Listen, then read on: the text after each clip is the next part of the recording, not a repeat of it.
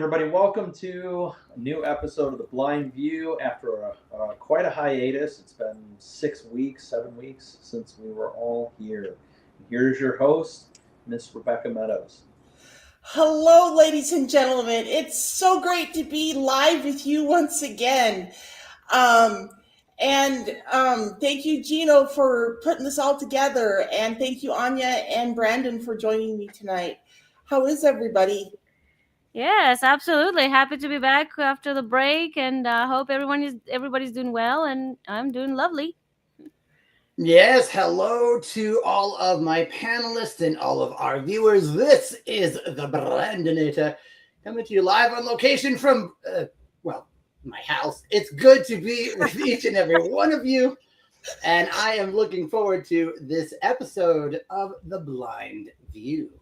Let's see how our views might have shifted or changed or been altered or modified, or, let's just talk about The Blind View.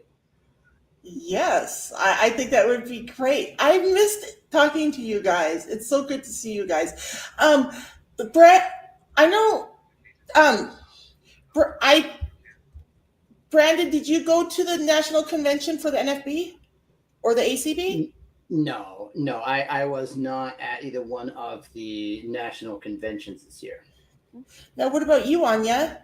Yes, we did go to the NFB convention to New Orleans. Would you like to tell us about that?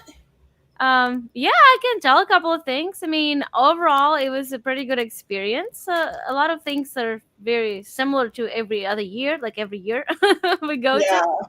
But for me, it was a brand new city. Like I had never been to New Orleans, and it was quite a place. Since I'm a person who likes quiet, who likes like not necessarily silent, like but it has to be calm atmosphere. New Orleans was not the place for that, especially for the Oh yeah. yeah, especially the French Quarters where we were at. It's a party place, so I mean, I was sick of smelling weed in every corner, like sounds of pot and loud music. Some people call that music what we played, but I don't know.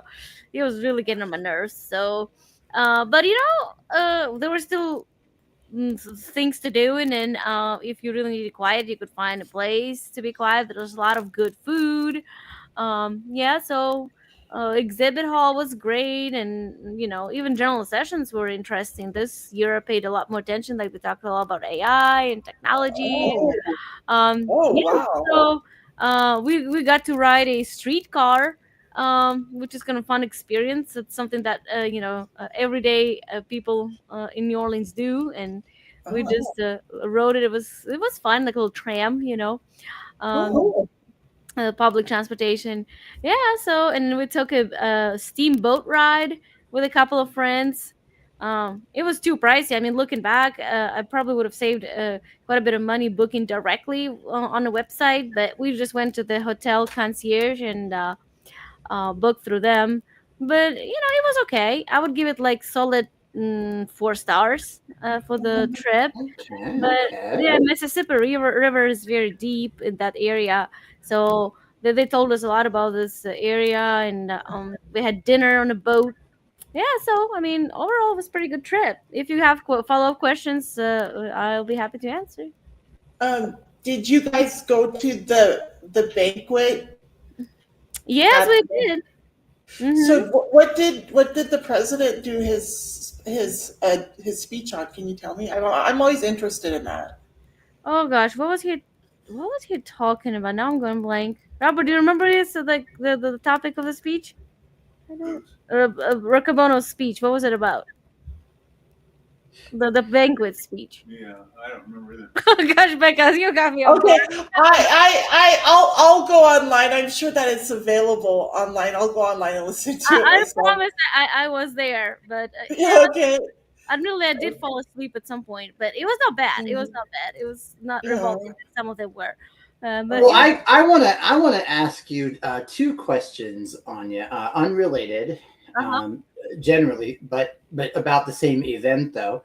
So you denigrated the music that you heard. So I just gotta stick up for New Orleans a little bit. Now, are you saying that it's just because you're not a fan of jazz music, or was it not jazz music that you were hearing? That's my first question. And then my second question is, what did you think of the atmosphere, especially now that we are into 2025, as compared with previous conventions? Well, for first I'll answer about music. Yeah, jazz is not my favorite thing at all, but but this Oh, I love jazz. I bet you were driven half crazy by the music there. Okay, okay. well, that was not just about jazz. There was a lot of rap music. Some people, certain groups of people feel like they're like the best, and they could drive around town and blast in their music through their windows in a car, boo boo boo boo, like they think they're Oh cool. yeah. Like, Oh, I'm used to that. Yeah, yeah, yeah. I'm not. I hate that. So hey, it doesn't have to do with jazz music exactly. Yeah. But as far as the atmosphere, it's hard to tell for me. I think things have changed over the years. It's not like from one year to another. But just over time, the people are different. There's a lot of youth, a lot of cultural shifts, a lot. I don't want to say it on the air, but a lot of cultural phenomena that I don't necessarily support, and it's all on display. Well, Uh-huh. Oh, so there were some things. Okay, okay. oh Yeah, that yeah, Yeah. that okay. the people are different. At least for me, those who I hung out with a lot previously. Since we don't live close by, we don't interact very often. So it was fun to meet, but everybody has their own shit going on. So, Did you see any old friends that you hadn't seen in a while? yeah, that happens every Oh, year. that's So well, yeah, that's good. it was a good part of it. They had a nice swimming pool on the rooftop. Yeah, so Mhm. that was great. The only thing that everybody was pissed off about was the elevators. So Oh, what hotel was it at? Why? Marriott. Um, Oh, what was wrong with the elevators? so they did just for the start. They did not have tactile buttons at all in the elevator. Oh, Yeah, so it was very confusing. You have to press on the keypad, you had to press ADA button, and the thing starts talking to you. So you had to select your floor. I mean, it's hard to explain. You have to actually go through this right. experience. It was super Oh, frustrating to many people. You have to put the uh, card in. I mean, there is some logic to it, like why they uh, set up this way, because uh, there's such a huge convention. But it was very frustrating, especially when you're on the first floor, like in the uh, lobby, uh, yeah. and you're trying to listen to this damn thing talk, and it's very quietly talking, and you cannot hear anything. They did Uh-huh. volunteers though, but it was just the weirdest about elevators. Wait. Wow. So let me. I want to clarify a little bit here. Hold on, because are you saying that the elevators didn't have the braille indicating the floor number? Well, no, inside of the elevators there was no floors. You have to select your floor outside when you get Oh, light up, and then Oh, it huh. was talking elevator, like, but it was hard to fetch an elevator, like when you're on your floor and you're Uh trying huh. to get. I mean, if you're curious, just ask AI or ask just Google it. It's going to tell you in more detail, way better than I can, to describe how they work. I mean, once well, you get a hang of it, it's a little bit easier, but first it was super confusing how to use it. I remember the last convention that the NFB had at New Orleans, and the elevators at that convention were crazy too. I don't remember if it was that hotel, but the elevators at that convention were notorious when the convention was over. Well, Yeah. yeah, but I'm asking though because I mean it's pretty much been since what at least the mid '90s and definitely in the early 2000s. There's always at least been braille uh, floor numbers right next to the button. In other words, you'll see like braille 14, and to the right of that there's the button for floor 14 No, or not any, braille no, number no 9. there. Uh-huh. But what Anya's saying is that yeah, but these elevators don't even have that setup anymore. You don't even interact with them in that same way. No, Yeah, it's a different system. I mean, you can still use it, so they are still ADA compliant which which is weird. Like maybe just something new for us. Well, Some drawbacks for sure.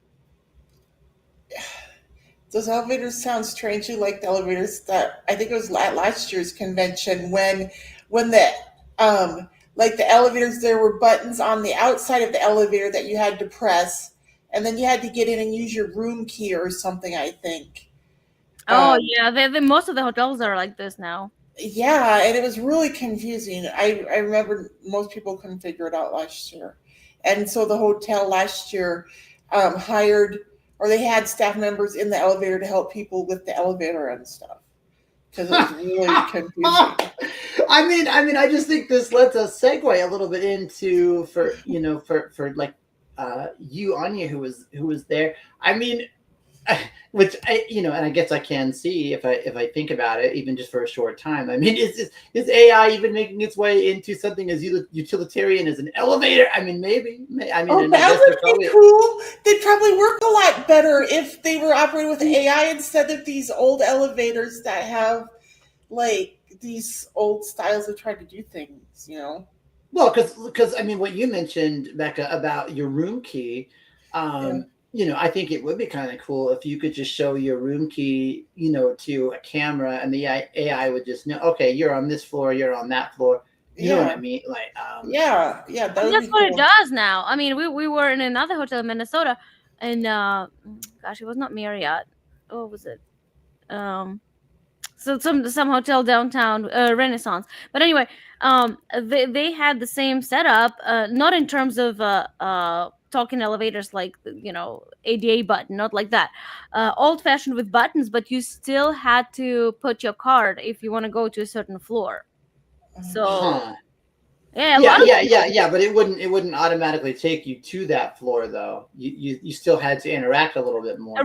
right. If you need to go to floor number 3, you bring your card. It scans your card, and you press 3, and you go to the number 3. Yeah.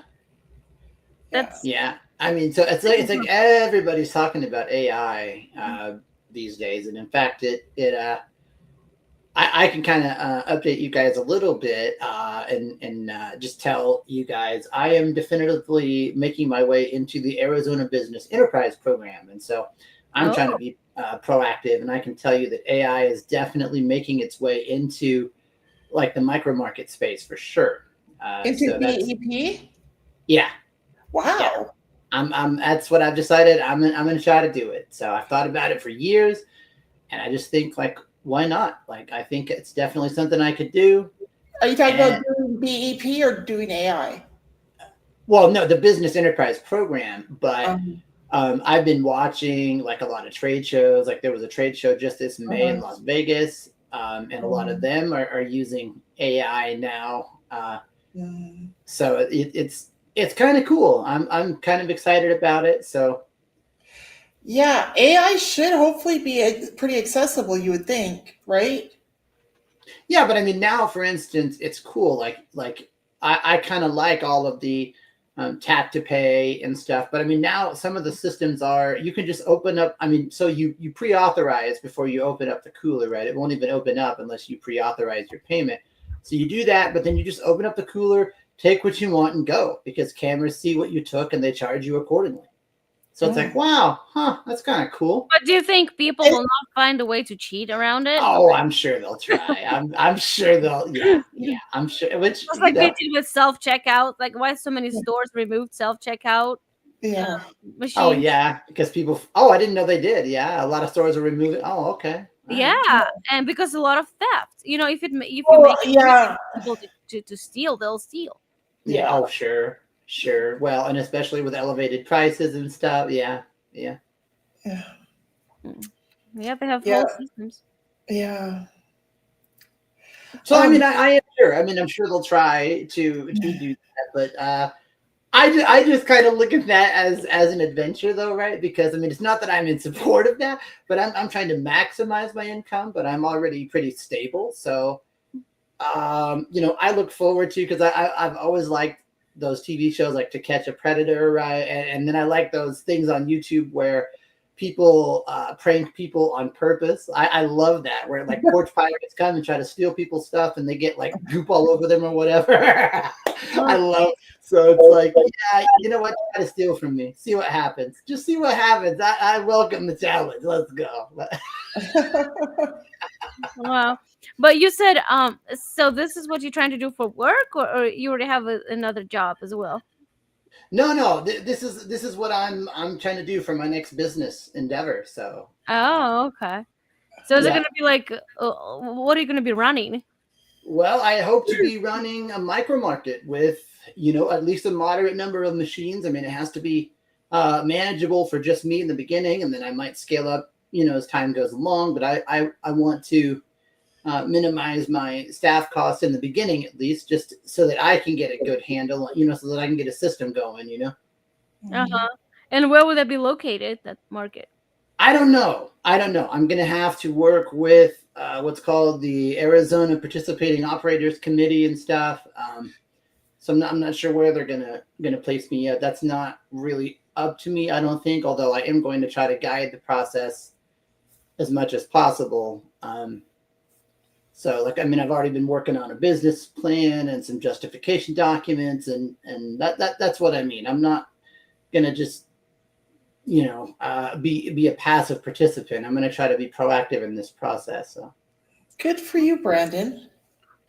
Yeah, that'll be interesting. I always thought about running a business, but geez, like if I only knew how to run a restaurant, there's so much work goes into it, but I bet we could really sprint up here because in my town there is no Eastern European cuisine at all, like zero. Oh, So what and it's like, oh my God, like if I knew how to run a restaurant, if I had staff and skills, it would be so cool. We'd be the only one. Anya, why don't you take some business classes so you can learn how to run a business, and then you can also maybe go talk to some restaurant owners to see if you could like watch in their kitchens, maybe help out in their kitchens so you could kind of learn the way around the kitchens. Well, I mean, I don't need to do around the. I mean, I would be in a managerial position. I would have to, Okay. hire staff to do that. Yeah. Well, I'll tell you, it's called the Business Enterprise Program now. That's a federal program based on the Randolph-Shepard Act. So I don't know what the opportunities look like where you're at. I don't even really know what the opportunities look like where I'm at, but I'm going to find out. But what I'm telling you though is you can run a restaurant under the Business Enterprise Program. I just don't want to do anything that comprehensive because of like what you say, all the like the licensing requirements. But really for me though, it's more about like the OSHA stuff. Like I don't want an employee to burn their hand and then sue me, or somebody slip and fall on oil and then yada yada yada. It's like, I don't want to mess with all that. But if you are open to running a restaurant, you can do that under that program. Yeah, it's a lot of work. I never saw myself in that sphere, in a business field. But that's something, I know there are family businesses like that. People run as a family, but yeah, it's a lot of work. Even because people who are sighted and have some experience, not of. Do you and Robert have any children or any close friends or family members that could help you guys run a restaurant like that? Maybe? No, not really.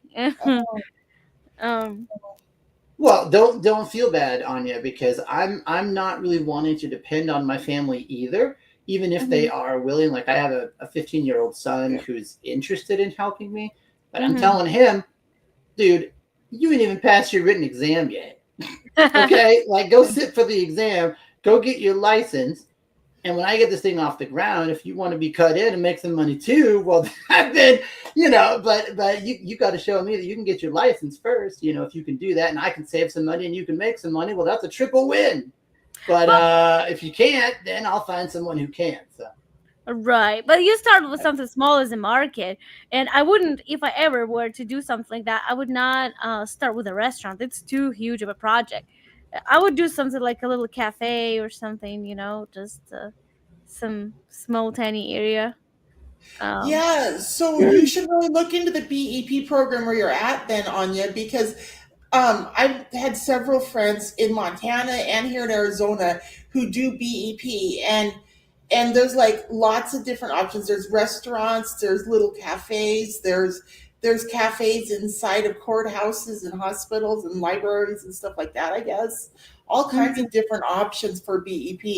You should just talk to your what are they called, folk rehab counselor, and ask them to let you to teach you about the BEP program. You know what it is, so you can decide what you want to do. Yeah, and I can say Becca is right. At least in Arizona, I don't know if everywhere, but at least in Arizona, you cannot even enter the business enterprise program unless you have an open VR case. So I kind of think that's unfortunate, but that's how the rules are structured, at least here in Arizona. So I've had to go through that whole process, and so you would have to open a ready VR for case. a commercial break? Yeah. All right. Yeah, let's take a quick commercial break. Hi, it's me, Rebecca S. Meadows, the author, with my new book, Living on Borrowed Time, The Ravings of an Angry Survivor of Traumatic Brain Injury and Guardianship Abuse. It's available on Kindle Digital Download, Amazon Print on Demand, and on Audible. Please go check it out. And now, back to the show. And we're back. Hey guys, are you still with me? Yes, absolutely. Yes. So guys, I had a topic I wanted to talk about tonight. All right. I don't know if you guys have been watching the news lately, but I've been watching it as much as I can because I'm kind of addicted to the news ever since September 11th, 2001, right? And I've been seeing, I mean, when my boyfriend was here, I couldn't watch the news because he would get really upset about it. But every time they said the name Trump, he'd get really mad. So, but I can watch it a lot now that he's gone. And I've been watching it. And I have to tell you guys what they've been talking about. They're talking about treason, you guys. Wait. Yeah. Wait, before we get to that,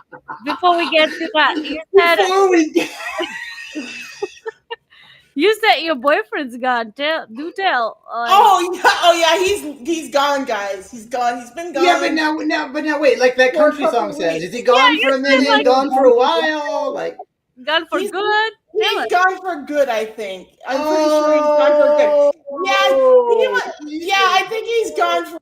I mean, at least I'm hoping. I mean, oh my gosh, you guys, I love him, but he drove me crazy. You would not believe how insane my life was when he was here. Since he's been gone, it's been so nice around here. And like listen, my housekeeper, before my ex-boyfriend moved in, I had my housekeeper coming. Well, actually, I didn't even have a housekeeper because my sister lived here, right? But then during the time Patrick lived here, my sister had moved out, and then I got a housekeeper, and I had the housekeeper coming every Monday, because Patrick, oh my gosh, what a slob that man is. He is a huge slob. And then the puppy that he talked me into getting was destroying my house, right?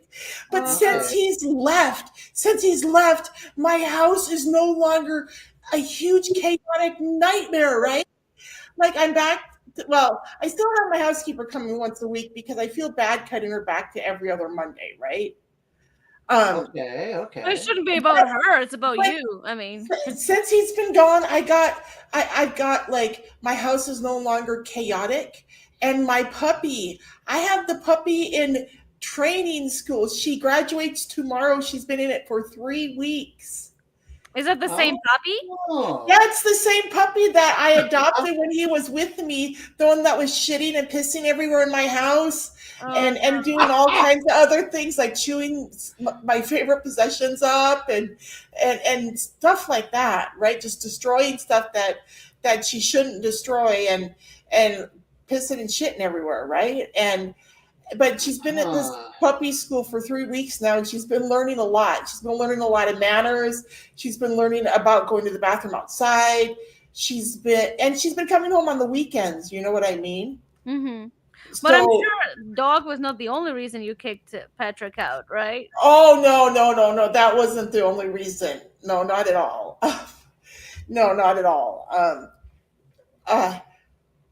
Well, all I can say is that, like, I remember, gosh, when was that? One of our episodes, he did get really easily triggered. I mean, very easily triggered. Oh. And it's like, dude.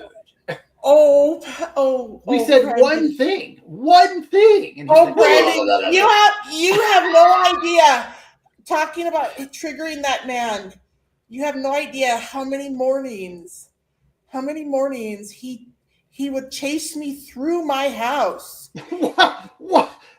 Yeah, insisting his point, repeating his point at the top of his lungs, right? Because he had to be right. He was like a 3-year-old troll trapped in a 43-year-old man's body. It was terrible. I mean, I love Patrick, but he has a lot of issues, and I'm telling you, like we slept together every night, right? So it would start right here in this very bedroom when we'd wake up in the morning, right? I'd say the wrong thing, and next thing I know, I'm running through the house to the bathroom on the other end of the house. I shut and lock the door. He's standing outside the bathroom door, pounding on the bathroom door, yelling at me. Like I said, like a 3-year-old child. And that's not cool. And I mean, I've known men who are really, really immature in my time, right? But that's ridiculous. Yeah. Wow. So finally had enough, or like? Yes. We finally had enough, and he left. So. Well. But yeah, my life is so much more peaceful. The puppy kind of messed up my living room carpet. And so I might need to get that replaced. But my last dog, the one that died a few years ago, had already messed it up. So I already need to get that replaced. But yeah, so the puppy's doing really good now. She's been in, like I said, dog training for 3 weeks. And my house is finally clean and back in order. So I don't have chaos in my house all the time. I'm telling you. Remind us, what kind of dog is she? She is a spayed. Let's see, this is July, and she was born in February, I think, or March. So she's like 5 or 6 months old now, and she's a spayed, half Australian Shepherd, half German Shepherd. She is so beautiful and so sweet and so smart. Yeah, because I'm just wondering, like, what ultimately what do you want her to train for? Like, what are you gonna? Well, so I wanted the dog trainer to get her to stop chewing on everything. I wanted the dog trainer to get her housebroke so she wouldn't be pissing and shitting in the house anymore. And I wanted her to get the dog to stop jumping up on people, because not only so she'd stop jumping up on people, but see, tomorrow my other dog is coming home. I now have 3 big dogs. I have this half Aussie, half German Shepherd, 6-month-old puppy.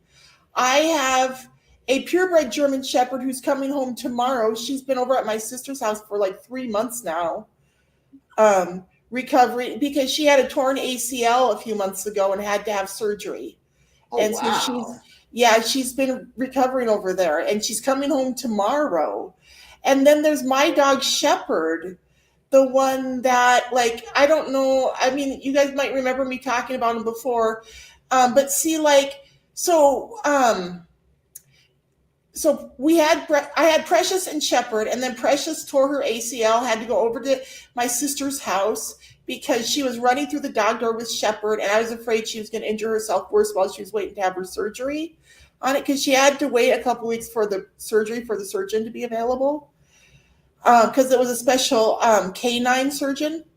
And so she finally had the surgery the first week of June, but then it's been like 2 months almost 2 months of her recovering, and then tomorrow she has her final post-op appointment, and the doctor should release her to be more at normal duty, like running and stuff like that more, because she's been over at my sister's house since before and after she had her surgery. And since she had her surgery, like, it's been a process of gradually getting Precious stronger, right? Like, in the beginning, the surgeon said that he wanted her to start walking like 5 minutes every day, right? For like 2 weeks or something like that. And then he wanted Amber to bump it up to 10 minutes each morning, right? And so that's what my sister's been doing. She's been like helping Precious get her strength back after her surgery. And now Precious is coming home tomorrow. And Shepherd is going to be beside himself because he's been missing her so bad. Like when she first went over to Amber's house, he was really sad.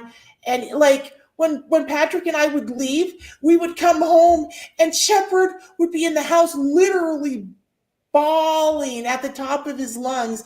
And like when we pulled into the garage, he'd have his head stuck through the chubby cat door bawling at us, right?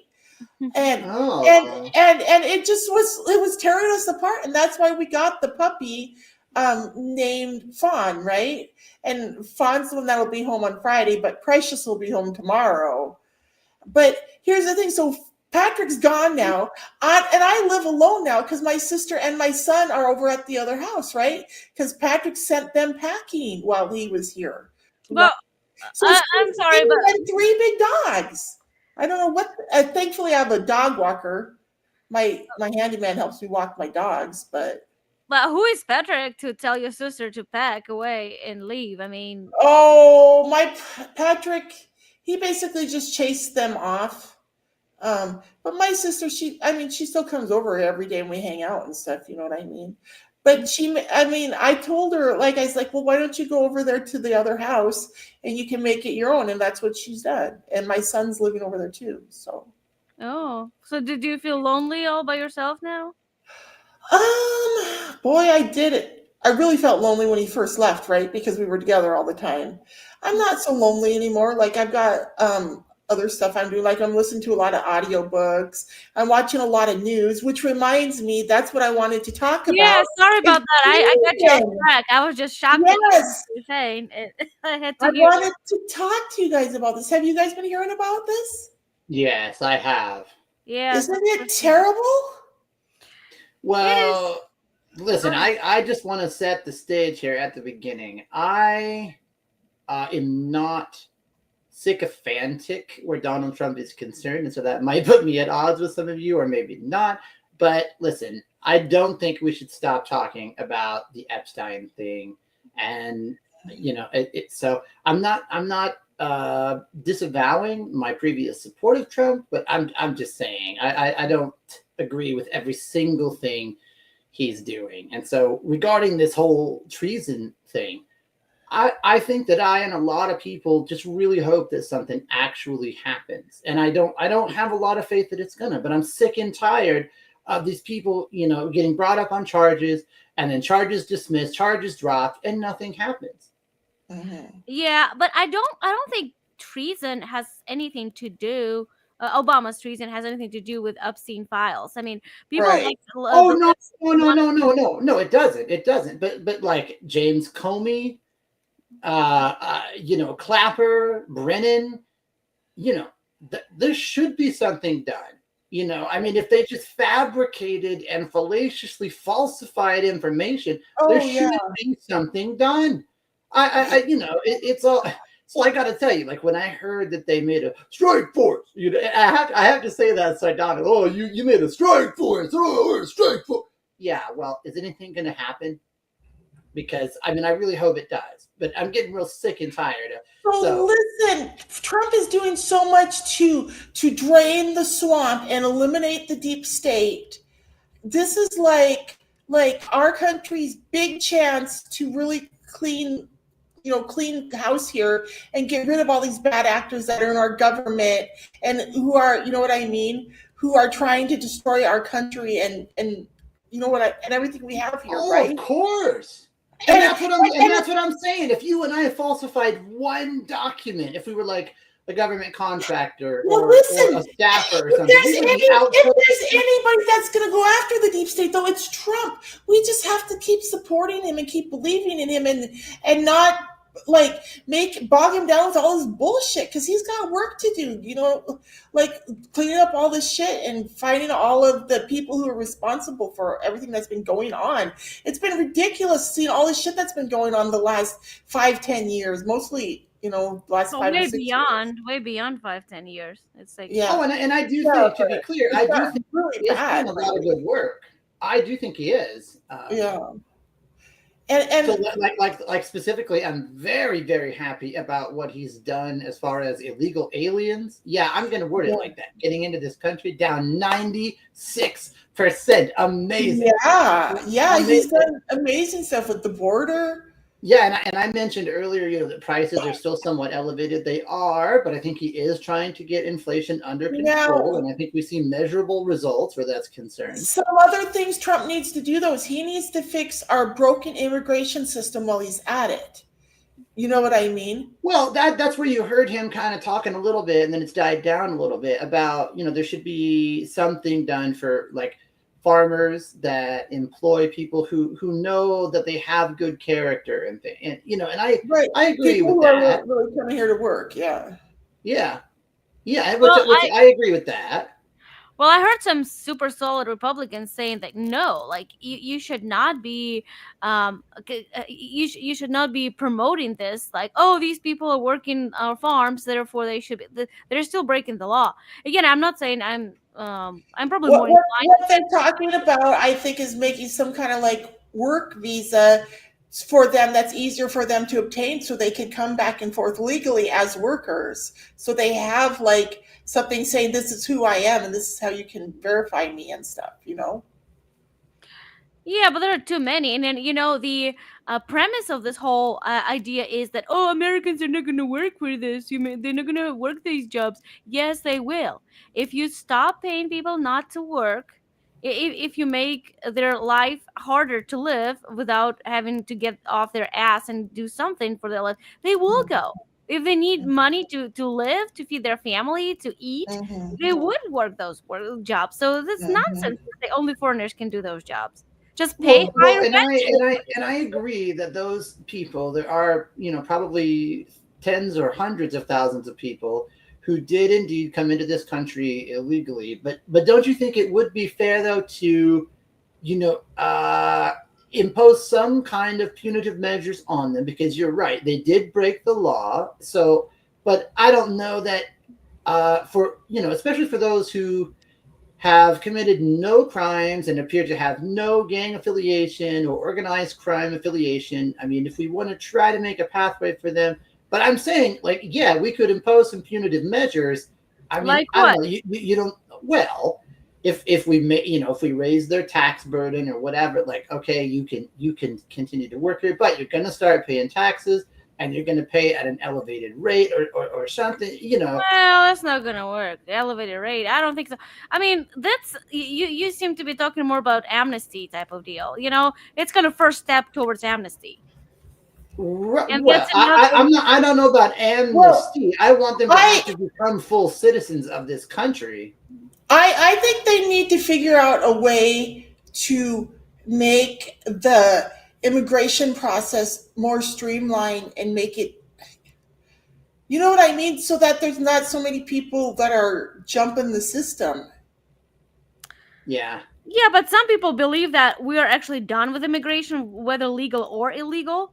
Again, I'm not saying that I necessarily 100% agree, but there is that opinion that exists in certain Done circles. with, what do you mean done with immigration? Mean just see our borders not let Yeah, anyone like, else okay, like what Oh, would I we see. I Oh, don't agree with that. well, yeah, That's too no. hard line. I don't agree with that. I don't know well, if we I'm have not the saying I workforce do to either, support. but people do say that because there's so many immigrants already in, like especially during the Biden era.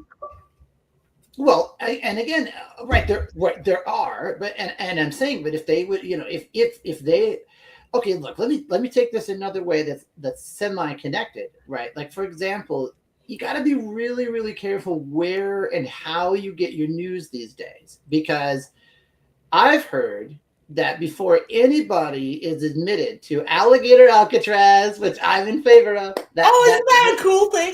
yeah, but before anybody is admitted, I've heard that they are asked, listen, you have two choices. We can either take you to the airport right now and put you on a plane back to your country, or you can go to Alligator Alcatraz. What do you choose? So, but then other people say, that makes it look like everybody that's there chose to go there instead of the other option. Now, other people say, oh, it's horrible, it's terrible, it's cramped, it's too hot, it's too small, the food is crap. But then other people say, look, I just got out of county jail. I was there for 2 weeks, and trust me, the food is way better out of the alligator Alcatraz in county lockup.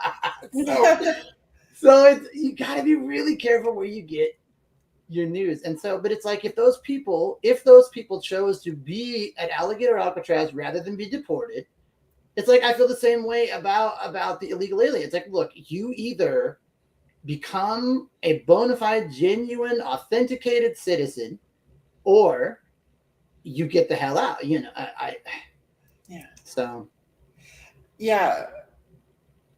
Yeah. But I mean, I'm saying, like, I think if they haven't committed any crimes, and they don't, you know, they're not all tatted up, you know, where we can clearly see, or their social media or whatever, where we can clearly see, okay, you haven't committed any crimes, but you know.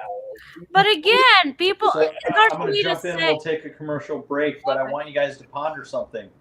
Becca is covered in tats, so just ponder that for a second. Yeah. Why don't they have blind people sections at sporting events? Why do I gotta pay the same price to not see shit? Okay? The Jumbotron ain't even built for me. I am the business manager here at the Visually Impaired School of Arizona. I see you brought the film crew. Make sure you get my good side. All right, settle down and get focused on your tasks. I teach the art of cuisine, child. You wanna know the problem? The biggest problem in the blind community is you sighted people. Just take your look over here. Yeah, I don't know where that is, man. Okay, you all need to turn off those cameras and just leave the building. Wait, Joe, hold on. Oh, on your right. You're on the right. How would you know that the men you're dating are black?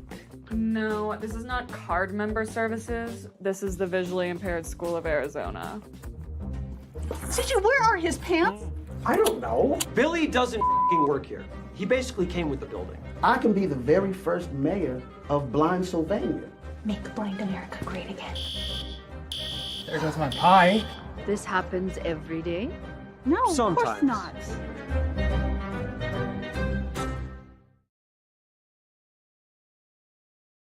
So we're back and wondering whether or not Brandon wants Rebecca to be put in Alcatraz because she has tattoos. Yeah, Brandon. So No. what about it? No, I don't, because I'm pretty sure that the tattoos that you have, Becca, are not in support of Tren de Aragua or, you know, Hamas or anything like that. Taliban, right? I'm pretty sure. So let me tell you. So the thing I love about tattoos is it's a way for me to express myself to the world. Of right? course. So And what it's would something it that like I can't wipe off, you know, so I won't get smudged like makeup, you know. So I really love that. So let me tell you about my tats. You're right, Brandon. My tats are nothing like that. One of my tats, my favorite tat, is on my, well, I have two favorite tats on both my forearms. On my left forearm is I have a tattoo of Lady Justice with a long white cane. Oh wow, And that symbolizes my that's Well, cute. they say that tattoo is the symbol of my fight to get out of that guardianship for 15 years. I was locked up in Montana. Like, I felt when I was going through that, I was so frustrated. I couldn't figure out why the hell the government was persecuting a blind woman, right? And I was searching for justice that whole time, and it felt so elusive, you know? And so anyway, when I got out of that, I was looking for a way to express that frustration of being locked under that damn thing and how relieved I was to be out of it. And that's when I got this Lady Justice tattoo. So it was your idea. Yeah. And then on my other forearm, I have a tattoo of Wonder Woman wearing a MAGA hat. Those are my tats on my forearms. Like I said, I use my tattoos to express myself. Well, see, and I think no, I'm not an expert on comic book lore or anything, but the concept of Lady Justice and Wonder Woman are unique and distinct American ideals. You know, in other words, Wonder Woman was created by an American creator, I believe. And the concept of justice as it's used in this country, the way that our law and legal system is structured in this country is unlike a lot of other places. So see, those tattoos are not. They're definitely American tattoos, I guess Right. is what you're saying. Right, Yeah. and that's completely okay. But people try to, but like, look, I'm saying, but if it looks like a duck, walks like a duck, swims like a duck, and quacks like a duck, it's probably a duck. And so these people trying to say like, oh, that tattoo of Tren de Aragua is just symbolic. Okay, maybe it is. Okay, but then if we look at his social media and we look at his text messages and we look at his phone calls and we look at who he hangs out with, okay, it's like, nah, that's not just symbolic. So can I say, as someone who's been persecuted in a court of law, and I feel who is wrongfully persecuted? I apologize. I'm sorry. Somebody's calling me. Let me mute this call. I didn't know you guys could hear it. I don't even know who's calling me. Let me tell you, as somebody who's been persecuted in a court of law, Brandon, I really am frustrated that I'm frustrated when they use stuff like social media and stuff like that as evidence in a court of law, because the evidence that was used against me was very flimsy. You know what I mean? And okay. and I feel like the using social media posts as evidence and stuff like that, because everybody has their social media these days, and everybody has bad days and good days, and when they express themselves on their social media, right?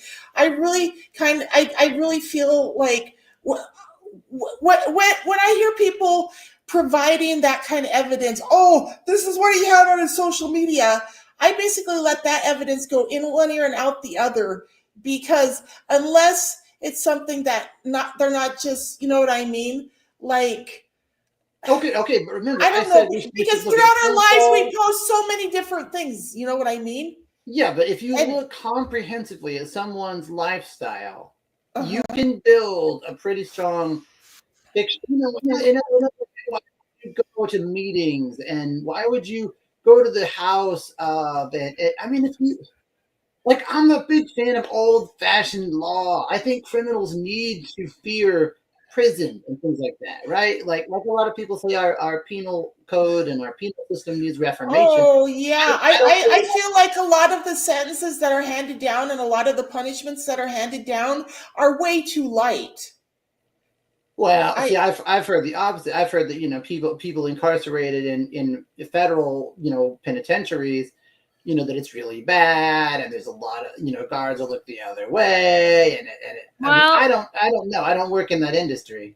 I heard the opposite. I heard the guards get treated like shit there, and the prisoners get away with everything they do.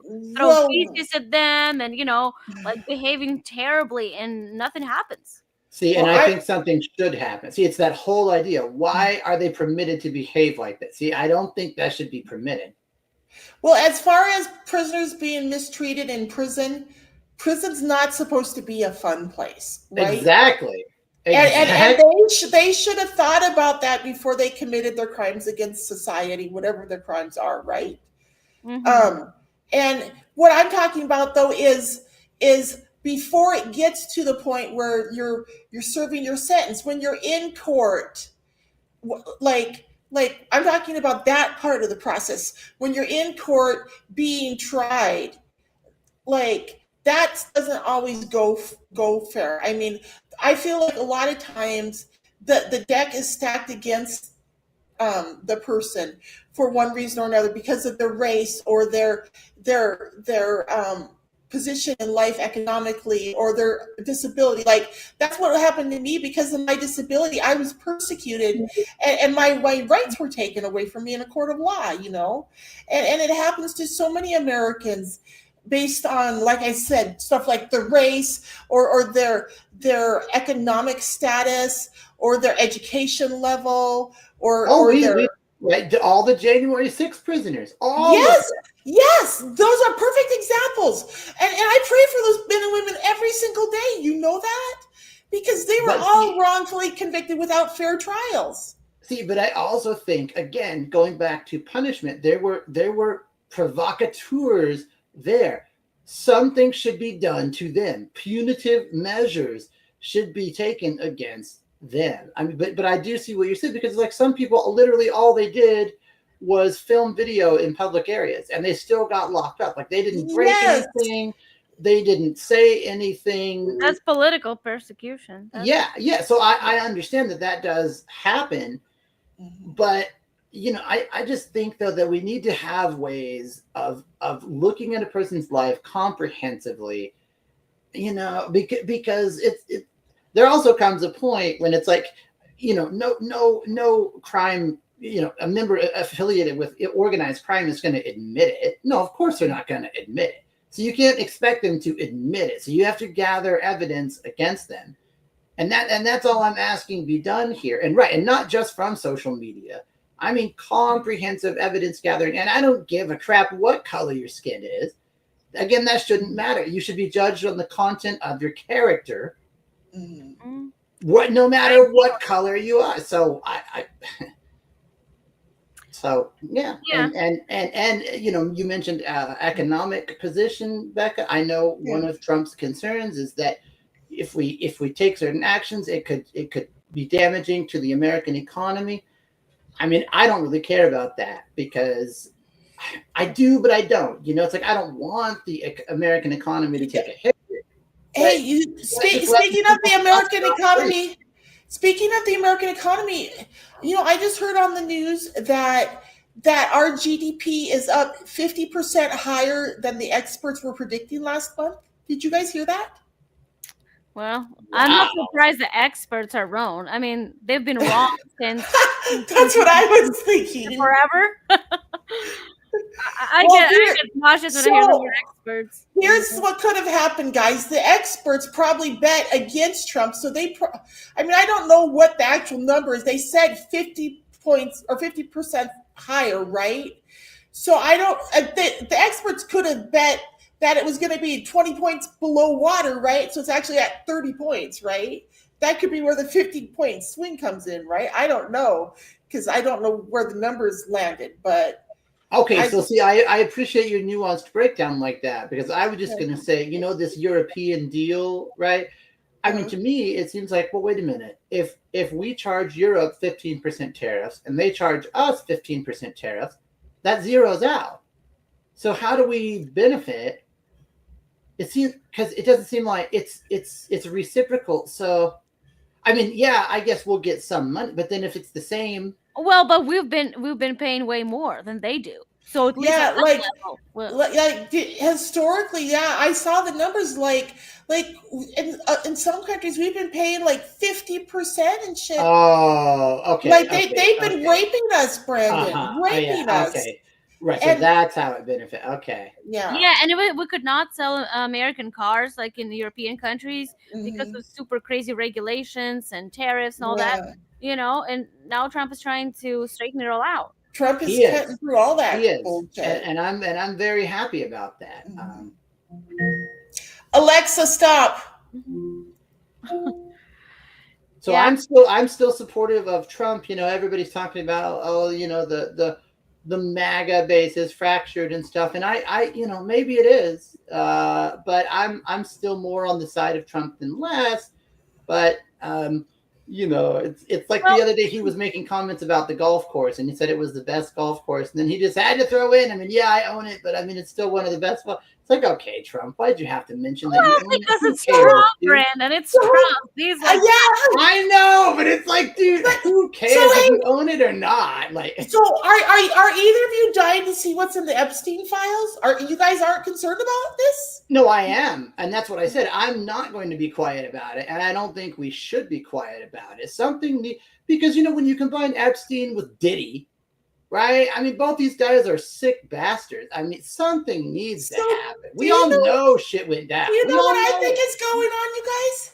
So listen. So as far as this quote unquote list of clients of Epstein's, I don't think there's an actual list. What I think there is video footage and photographs of people engaging in these sexual acts, right? And here's the thing, they can't really release these graphic sexual pictures to the general public, right?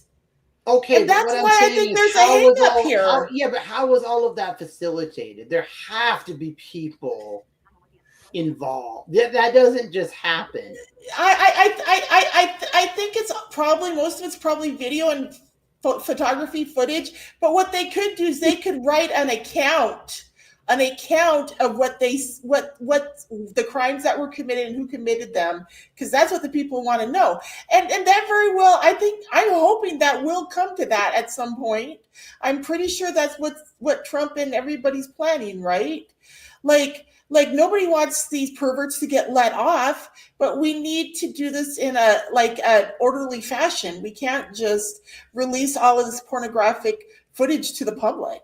Oh, I agree with that, but I think we should very, very deeply and comprehensively keep an eye and an ear on Ghislaine Maxwell. Oh my God, yes. Just get out of prison and then restart the bullshit under someone. She's going to make someone else do it so that she can't be found responsible, and then restart the whole damn thing. What if she accidentally commits suicide like Epstein? Oh yeah. I'm surprised she hasn't accidentally committed suicide yet. That's what I've been waiting for. Yeah. Like it's going to be accidental. Oh, bull crap! It's not going to be accidental. Well, she'll kill herself just like Epstein did. You know what I mean? That's and what I I've been waiting for. Gee, I wonder why. You know, yeah. Well, I can offer a couple of the final thoughts on the topic of Epstein. You know, for one thing, I don't know how you guys, but I absolutely do not believe that Trump was in those files, that he has anything to do with it. And here's why. yeah.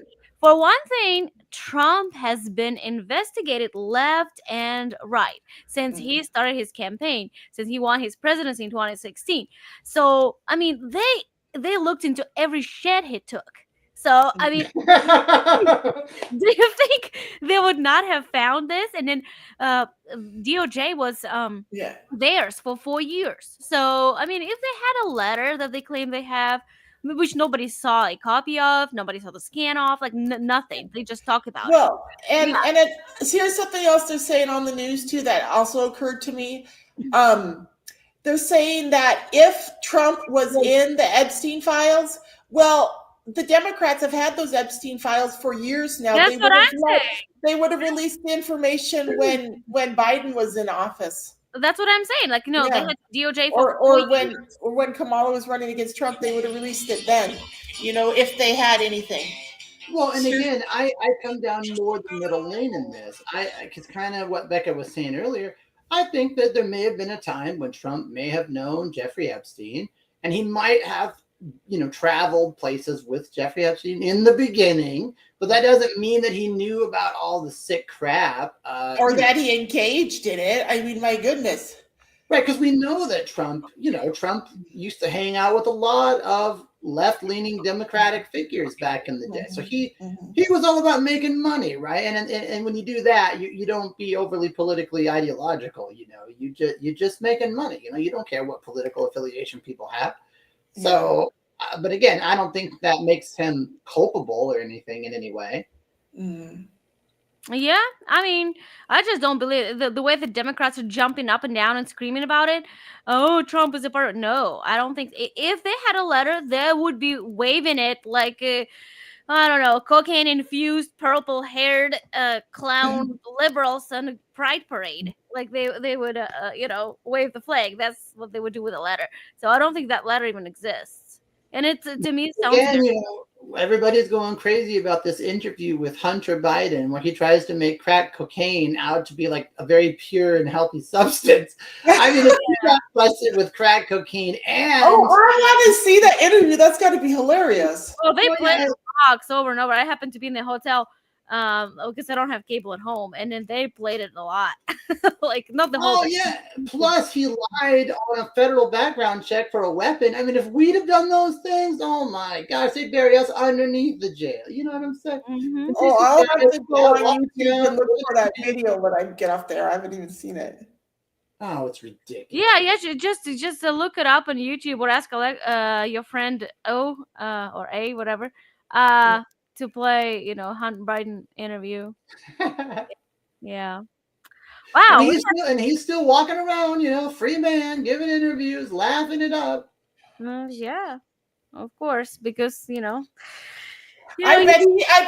bet that cocaine that they found in the White House belonged to Hunter. I'm kidding, you guys. I bet everybody believes that by now. For the moment, they say he was pardoned, likely by autopin. I hope we resume that investigation. Oh my gosh, isn't that autopin thing terrible? Oh yeah. Oh my gosh, it made me so mad when I heard about that. Yeah, it's been old news and nothing has been done, but I think they're taking it slow. I think there'll be more going on closer to the midterms. Oh, I'm sure President Trump will get justice for the American people. You know what I mean? Well, Like I I'm sure just he's think gonna if we don't start seeing clear results, you guys, I'm still kind of worried about the midterm. If we don't start seeing clear results, because right now it's looking like, oh, Epstein got off, Diddy got off. They say they have the strike force about Comey, Clapper, and Brennan. And if they get off too, it's like, okay, you just talk. Nothing's happening. This is crap. Like, Brandon, something doesn't start happening. Are you paying attention to what's happening with the economy though? To me, that is clear evidence right there that President Trump has our best interests at heart. Well, don't you think? I mean, if you were looking for evidence, use that. Well, but I don't know if that's going to be enough to carry him. Well, Trump doesn't have to win another election. Well, I know, but if we don't do well in the midterms, we have a razor thin margin in the House and the Senate right now. So if we don't, So the best way for us to do well in the midterms is for all of us to talk to our neighbors and our family and friends about getting out and voting, even though it's only the midterms. You know what I mean? Yeah, but I don't discount the midterms, though. I don't Yeah. Well, we'll wait and see. Well, there's a lot to look forward to. I think there is. I hope there is. I'm going to go vote in the midterms in 26, right? And I'm telling you, they better have an accessible voting booth available to me, or I am going to be steaming mad, and I'm going to make a federal case out of it. Because ever since I got to use that accessible voting booth last time, I now that I know they actually have it, they can make it happen. I expect them to make it happen, right? Because I deserve the right to cast a secret vote. Well, you do, but did you see that Arizona personnel were indicted on a forensic audit? They did try to mess with our elections here in Arizona. Oh, why am I not shocked about that, Brandon? So I'm saying it is good to be able to vote. I just hope they don't switch them around. Yeah, I don't use those electronic booths. If you have, it's not the best. It's not ideal, but if you go to somebody who you trust, I'd rather do paper ballot than. So here's the thing: when you use the accessible voting booth, like you can mark your ballot, and then you can go back through and review it and make sure everything's still marked the way you had it before you print it out. Yeah, I've never used those. I don't know how exactly they work, but I know they do mess with those machines. It's all programmed, like it's all inside programming, and you can switch, you can flip the votes the way you want them to be. Like Dominion machines are very flawed. Like everybody knows that. So, can I ask how you vote, Anya? Do you when I was married, my husband would help me fill out my ballots. Yeah, that's what I do. My husband does. Yeah. They asked me like if I trust him. I was like, yeah. They say, oh, you sure? Like, oh yeah, I'm sure. Yeah, my ex-husband was conservative like me, so we voted the same way, so it was fine. Yeah. And I think we should hand deliver them too, because I don't know, the mail truck had an accident and the ballots got lost. We don't know where they are.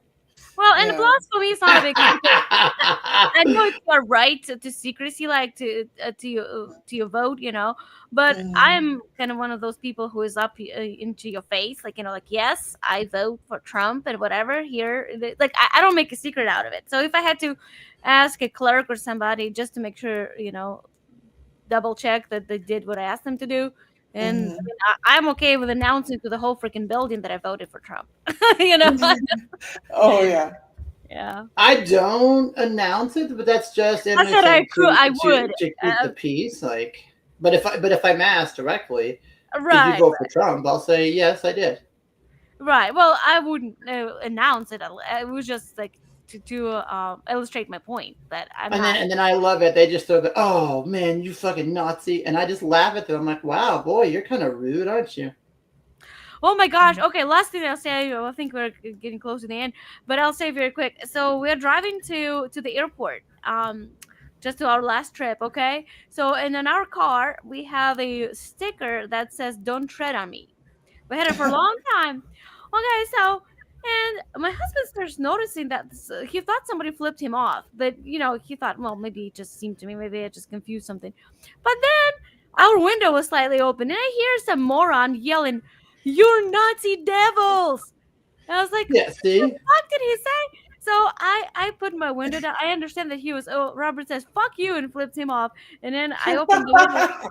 Yeah, I told him every word in English I knew that would kind of, be appropriate in this situation. So I yelled all these obscenities that I could. Yeah, like what the hell? Like, just because of our sticker in our own town. and see that sticker is in no way indicative of Nazism. I know. They don't even know the history of don't try. Yeah. That's what I have for my profile picture. I have the snake and that statement. Don't tread on me. It's my Facebook profile. Yeah, So that's been a saying forever. Don't tread on me. I know, but now they flipped it. The left flipped it so much that now they make it sound like it's something evil. Oh, it's Well, terrible. and it's like, man, if you actually knew what Nazis did and were made to do, we do not live in Nazi Germany. Yeah. Well, they throw the word Nazi Well, unfortunately, we're losing the Holocaust survivors, right? And so pretty soon the left lies about the Holocaust will be all that's left if we don't continue to remember what happened. Yeah. And I agree with you, Becca, that we shouldn't attempt to scar the psyche of people, but we should let them know the truth. Yeah.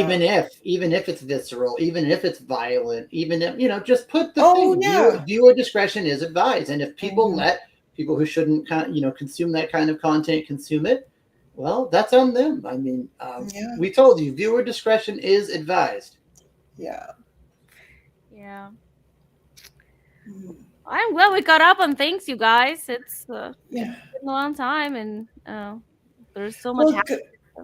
You guys, it was really good. Thank you guys for doing this with me tonight. And the reason we haven't been able to do this for a while is because Gino and I were in production of our movie, right? And now we're in post-production. So Gino's in post-production of the movie right now. So he's really busy, but he's taking time to do the show for us. So thank you, So Gino. can I just mention something about that really quickly? What? Not that movie in particular, but you guys, I'm watching a show right now called Adolescence. Just to see what it's all about. And I guess one unique thing about that show is that they shot every episode in a continuous take, so they didn't do any cuts.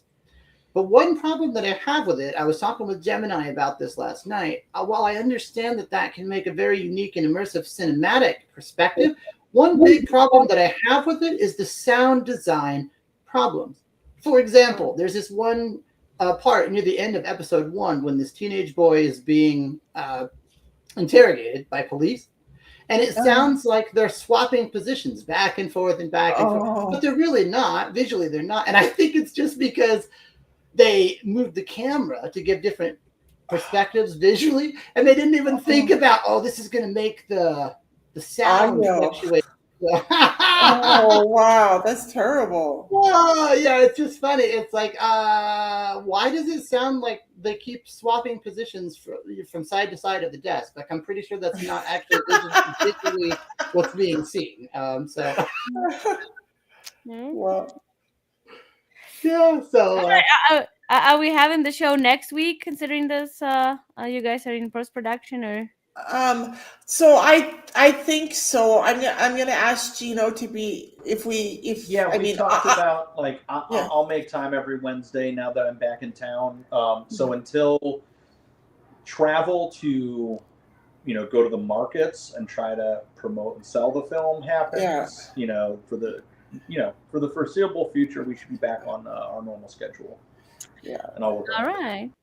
Okay. Well, I'm and happy to do it. Guys, Gino's so excited too that I'm getting the stem cell therapy and that my eyes are getting better. He's so excited that I may be able to help him direct our next feature. Well, that's awesome. Becca's gonna do it all. I'm gonna take a back seat, and I'm gonna do your life back. I'm gonna hang out with the dogs. I'm just teasing him. The vape.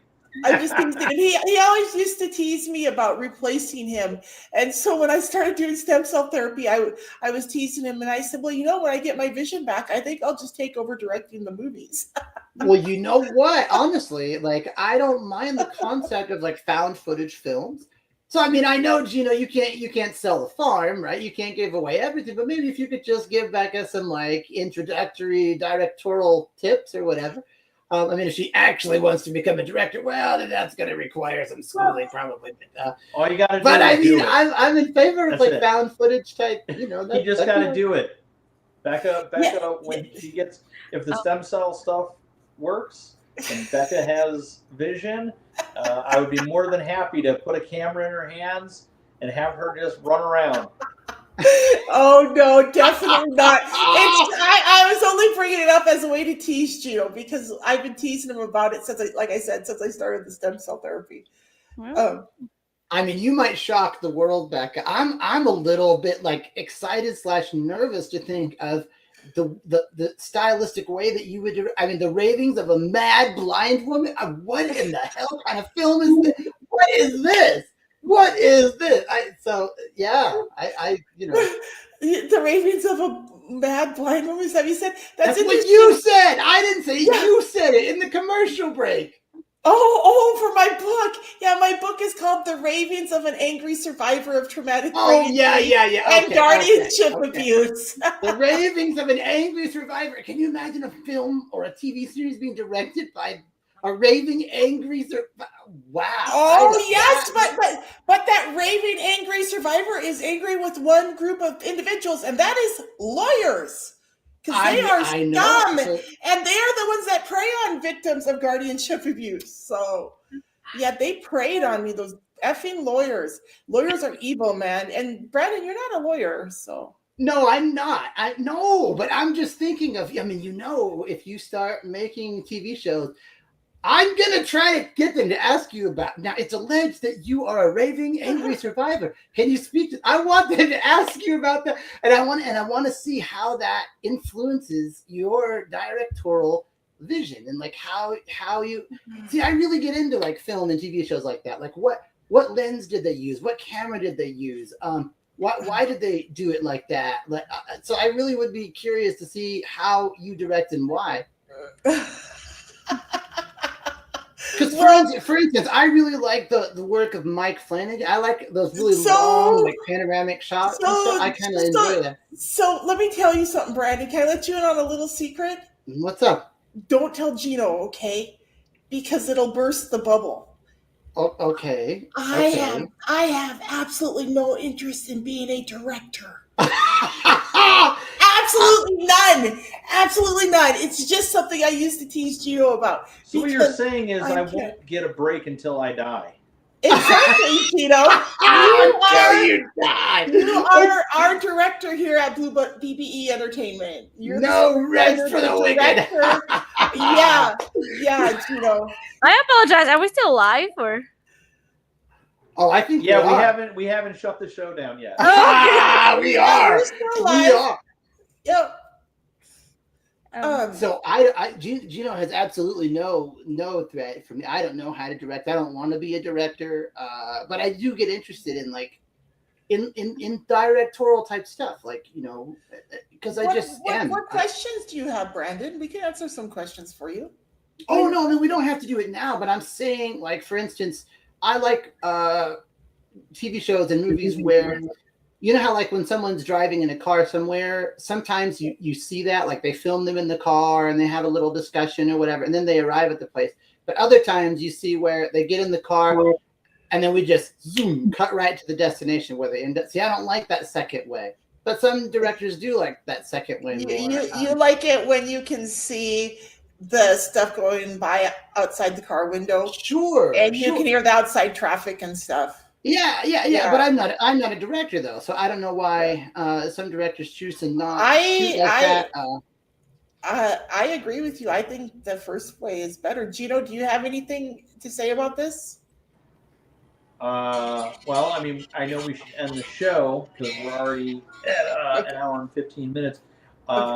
This would be a long discussion. All I'll say is, for most people, it would be boring to watch the process of somebody tie their shoes.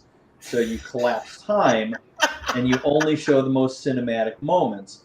So it may seem great in concept to see somebody get in a car and the entire 15 minutes it takes to get over to Dutch Brothers if you really want to sit through that in a film. I do want to say, look, storage.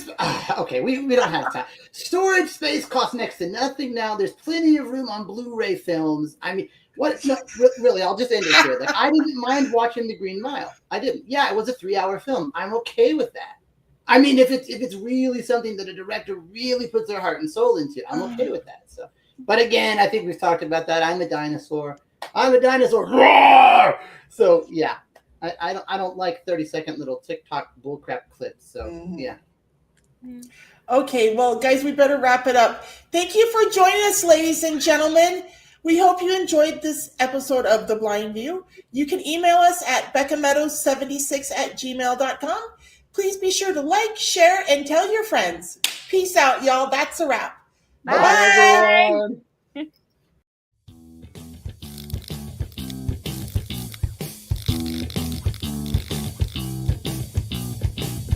Thank you for watching Becca's World. Please like, share, and subscribe to my channel.